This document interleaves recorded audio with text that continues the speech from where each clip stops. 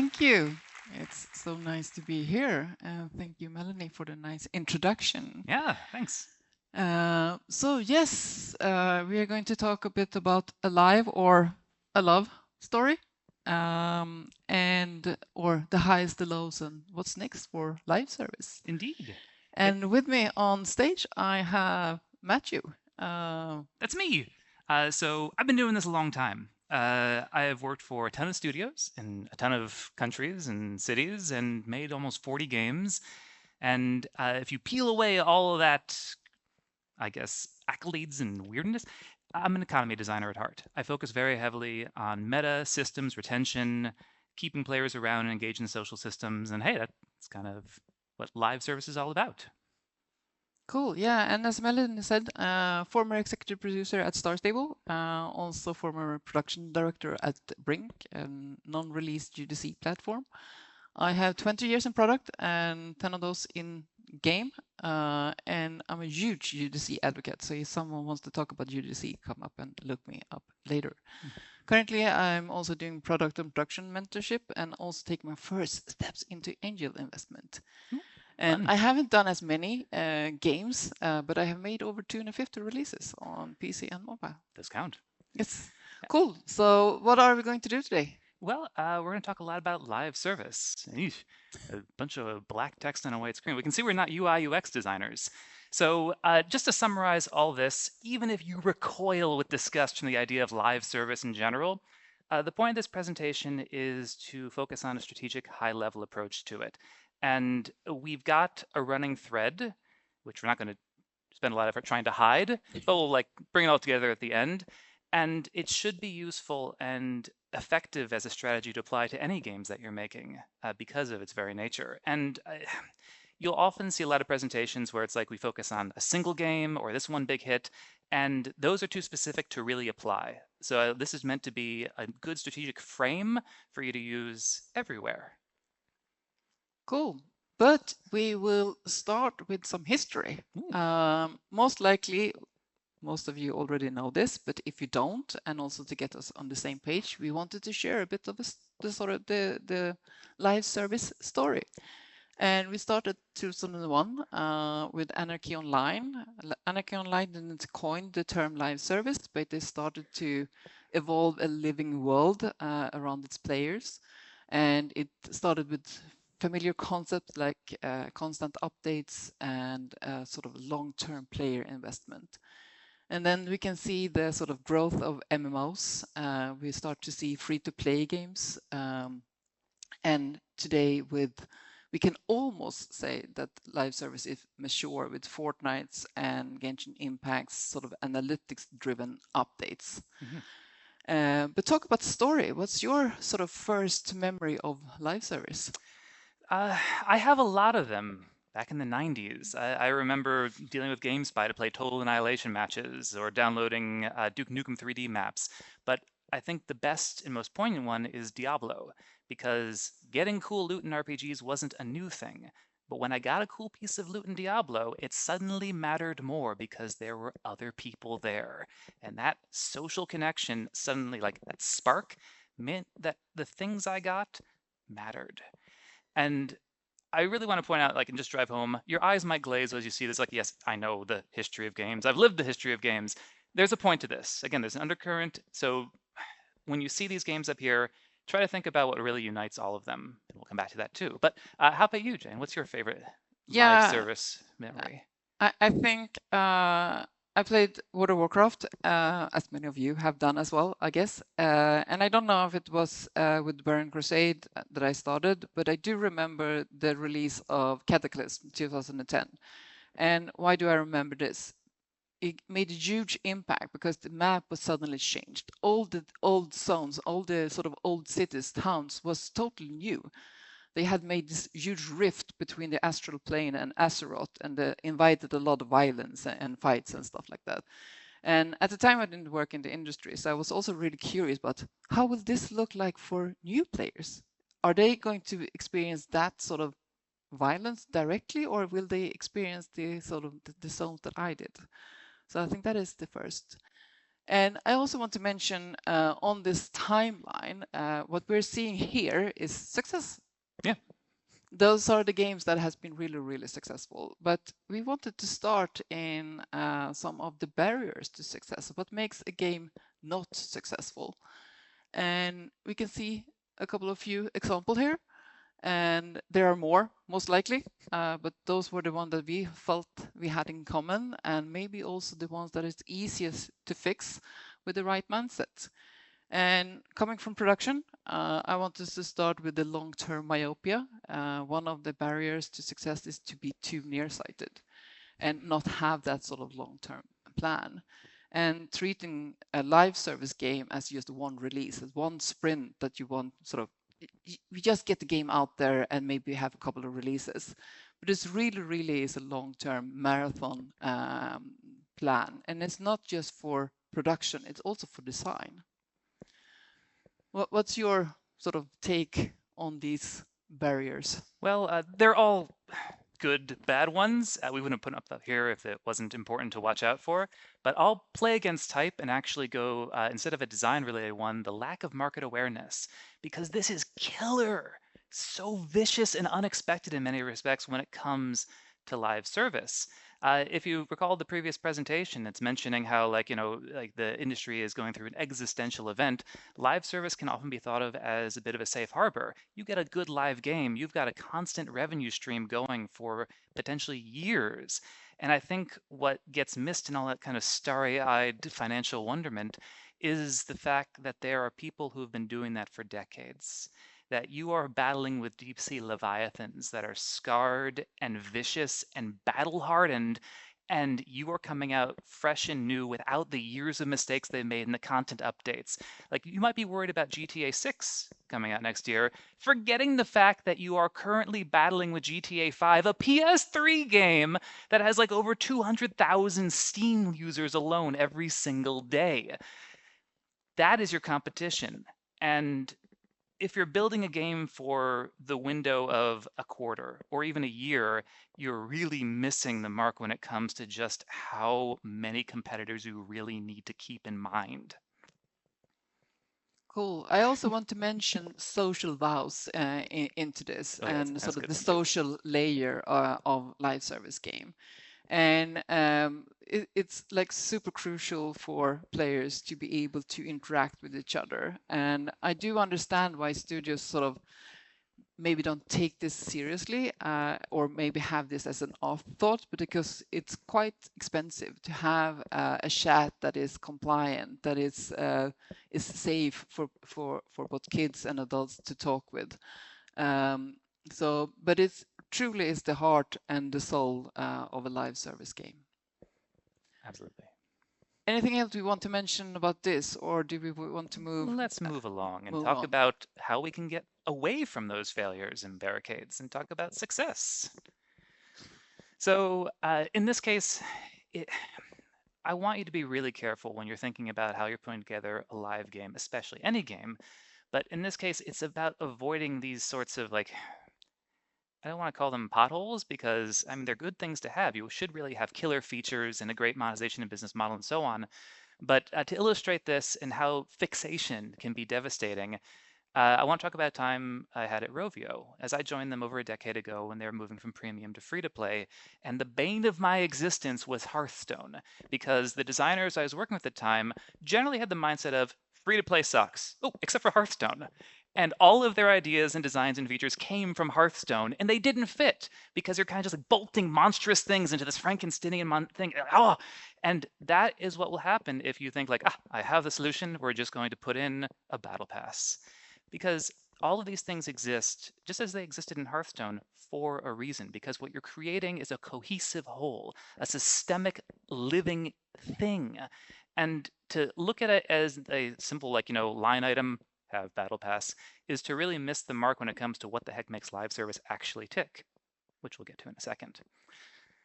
Yeah, so as I said, it's not a genre, it's not a platform, and it's not even the feature, as you were saying. What is it then? Well, it's generalities. Let's start with our first set. Yes, so engagement, and I guess you're not surprised here either, that the live service game sort of has one of the foundation as engagement. But it's not just content. It's not just random content, as you just said. It's something that I can get immersed with. That's something that is meaningful to me. And meaningful to me could be a narrative. It could be a character that I fall in love with or hate, for that matter as well. Or it could be that I need to defend a territory that me and my company sort of owns. It could be a lot of things. But what it has in common, even if it's sort of a new weapon system or whatever, what it has in common is that it's sort of I can identify with this. It has a meaning to me, and it's also sort of true to your vision as a game maker, and that I also can sort of create an emotional connection to this sort of content that is that has been released. Yeah, agreed. And I think this is a good point to call back to the major flaw I was trying to get you to avoid, which is the market around you. So you don't exist in a vacuum. What is keeping players in your game? And it's a great ROI. It's a return on their investment, whether that's time, money, friends, goodwill, or some combination of the above. It all has to feel like the best deal. It has to make a ton of sense to them because they're comparing your game to some really impressive other competitors and titles. And I was actually at a great talk back in London, and I think it was the CEO for War Gaming pointed out, you're not even in competition with other games. You're in competition with Twitch and YouTube Shorts and TikTok. You are in competition for time. And that's way more vital and fraught than just saying like, I'm going to make a better game than Mario. It means that you are going to make a case for why they should sit down and take that little sliver of joy time they have in their lives and dedicate it to your product over anything else. TikTok, friends, family, obligations at work. Your game should win. Cool. Second, trust and authenticity. And trust is something that we build, that we have already learned that. And day by day, week by week, year by year. And being authentic is something that you are. And I think the tool here is communication. And communication is both what you're saying and what you're not saying. So talk to your players and sort of be authentic and have one voice. And that goes for the whole studio. You can't have one department saying one thing and another department saying another thing.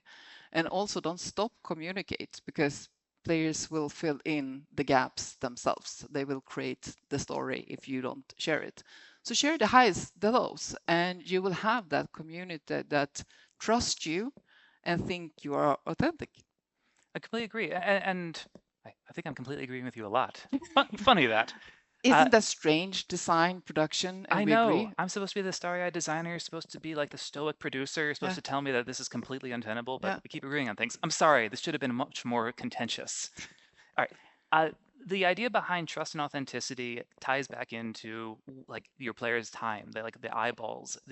And to illustrate that, I want to talk about Roblox because Roblox is really fascinating to look at from a position of trust and authenticity. Because if you go onto Roblox as a really well-made, polished piece of corporate work there, they're going to hate it because you're not in on the joke. You are doing the how do you do, fellow kids, and they will recoil from that. And rightly so, because you didn't read the room. Whatever product you're putting out there has to be within the framework of not only the genre and the systems and the engagement elements, but also the community and the demographics and the marketplace. And if you really tunnel vision into things, you're going to miss some part of that. And because of the nature of live, it's very likely that will be a poison pill that infects the rest and brings it all down. So be careful. Cool. Third, now I'm happy. Planning. And Boo. as we said before, it's not just sort of planning for production, it's also planning for design. And it's not a sprint, plan for the long game, plan for a marathon. And when I say it's not just production, it's also design. It's what is the journey? So you release in January, let's say. What is the journey between January and December for this game? How many releases? What is going to happen? What is the content that the players are going to consume? And also, and I completely agree with David, his previous speak, invest in good tooling, invest in systems, because you don't want to spend time on doing tedious, manual, boring work, and you don't want to have your creative people, artists, designers, engineers doing that boring work. You want to automate it. You want to make a system of it. Agreed. And on the slide, I want to point out a pitfall that can occur where you think you've got all these pieces in place and you haven't really thought about the game from a player perspective, which is that you have a long-term plan and you want to have progression and reward engagement with it and get your community all hype. And you have a short, mid, long term, maybe even have an elder game, you magical person, you. But the problem that is going to face you is that maybe you didn't think about it in terms of how all of those disparate systems lock together to pace the player in their journey through your game, because players will still encounter aspects of them. They'll even figure out like what your end game is maybe before they touch your game because the community is telling them. So your player journey, you should plan for this to understand exactly what short, mid, and long-term engagement elements, what community beats, what social systems will energize them at the very beginning as a neophyte, all the way through a midterm, mid-core player, into an embittered, hardened old graybeard in your elder game. Because Oops. I'm back. That was a terrible thought. You're right. Moving on.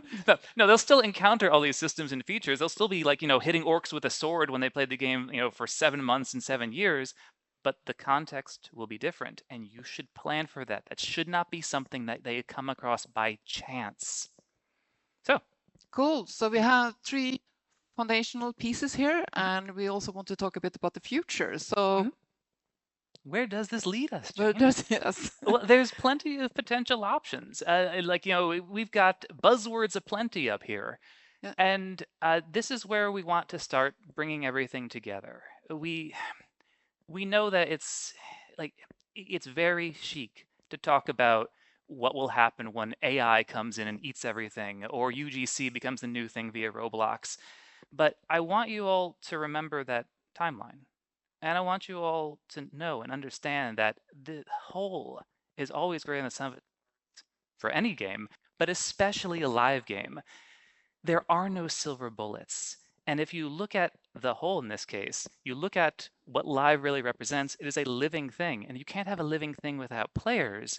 And you can't have players if they don't love your game. And that's the key. That's the whole running thread for this, is that love. Is that even if, again, you hate live, the enduring products, the ones that stick around, are beloved. And right now that might be Grow a Garden and Roblox, or that might still be Diablo 1. Maybe some people are still playing that one. I'm pretty sure they are. But it's the love story there. And that is not something that is just going to come out because you ticked off boxes A, B, and C, and there's your battle pass. That's something that you planned for and did meticulously. And so whether you look at that meticulous approach to love as some sort of, capitalist monstrous thing to say, or a really good design idea, the truth remains the same, is that if you don't plan for it and try to foment it in an organic and compelling way, players will pick up on that. And to illustrate that, I want to use the very topical in-industry reference of Groundhog Day, which, if you haven't seen it, is an excellent 90s comedy in which a weatherman goes through a time loop. And during that time loop, he attempts to seduce his co-host. And he attempts to do so by picking up everything he knows about her and using it to engineer the perfect date. And she starts slapping him earlier and earlier in the evening because she sees through the artificiality of what he's attempting to do. And that is what I want to impress upon all of you, is to avoid the artificiality of just making your game a collection of checklisted features and systems, and understand with true intentionality what you're trying to build is an ecosystem, a living thing that players should fall in love with, not just be there because it insists upon itself. That is why this is a love story. That's why that timeline is there. And that's why we've been talking about these high level things and these high level negative blockers, is because it all comes together in the form of something that your players should love. And that also takes me then to why we're here, and also why I got the idea for this presentation. Summer, far away South Sweden, out in the fields of sort of Norway. not Norway, but is always almost Norway. There's a rock and metal festival called Sweden Rock, and the love between the band and the audience, you can sort of feel it. And when the band on the stage are there and saying, I am here because you are here, and we are here because you are here. So it is a mutual sort of respect and sort of give and take from the one that is giving and the one that are receiving, and then it sort of changed. And that is a true love story. So a lot of the band relies on people showing up to listen to the music, but the people who listen to the music are equally sort of happy that there are someone on stage. Exactly, yeah. And yes, the analogy holds true through a lot of things. Like you are making a game that is trying to get other players to cheat on their committed partners when it comes to games they already are in love with and in a relationship with. So just understand that that is also the challenge you face and that how difficult it becomes as a result. Jane, So is that the end? this is the end, Yeah. or is it? No, it's never the end. And that's the idea.